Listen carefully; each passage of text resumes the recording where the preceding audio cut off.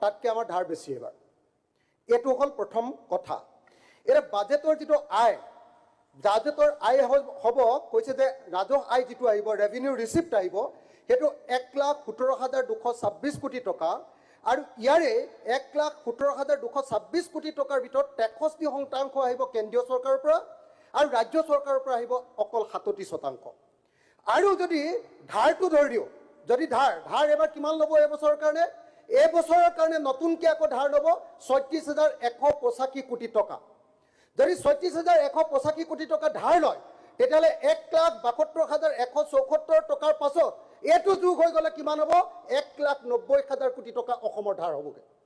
অসমৰ ধাৰ হ'বগৈ 1,90,000, বেছি হ'ব, 2 লাখ কোটি টকাতকৈও কেইটামান টকা বেছি ধাৰ হ'বগৈ।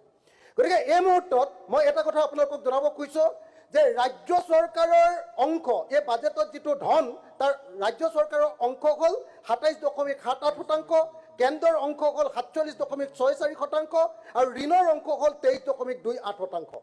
এইটোৱে হ'ল অসমৰ বাজেটৰ প্ৰকৃত তথ্য। দ্বিতীয় বস্তুটো যদি আমি চাওঁ, তেতিয়াহ'লে আমি দেখিবলৈ পাম যে ধাৰৰ পৰিমাণটো যদি চাওঁ, ধাৰৰ পৰিমাণটো মই ক'লোঁ যে এইবাৰ দেখুৱাইছে যে 1,72,174.74 কোটি টকা এইবাৰ ধাৰ হ'ব। তাৰে GDSPৰ, আমাৰ যিটো জিডিপিৰ কিমান অংশ ধাৰ, যদি আমি জিডিপিৰ কিমান অংশ ধাৰ সেইটো যদি চাওঁ, তেতিয়াহ'লে আমি যদিও কৈছে যে চৰকাৰে কৈছে যে কাৰেণ্ট প্ৰাইচত জিডিপিৰ 25.66% ধাৰ, কিন্তু কনষ্টেণ্ট প্ৰাইচত যদি চাওঁ তেতিয়াহ'লে 51.49% ধাৰ। অৰ্থাৎ জিডিপিৰ আধাই ধাৰ। আমাৰ গোটেই বছৰটোৰ যিমান জিডিপি হ'ব বা GSDP হ'ব, তাৰ আধাই আমাৰ ধাৰ এই মুহূৰ্তত। সেইকাৰণে আমি যদি ধাৰৰ সংখ্যাটো চাওঁ, তেতিয়াহ'লে দেখা যায় যে স্বাধীনতাৰ পৰা তৰুণ গগৈ চৰকাৰলৈকে ধাৰ আছিলে 41,964 কোটি টকা।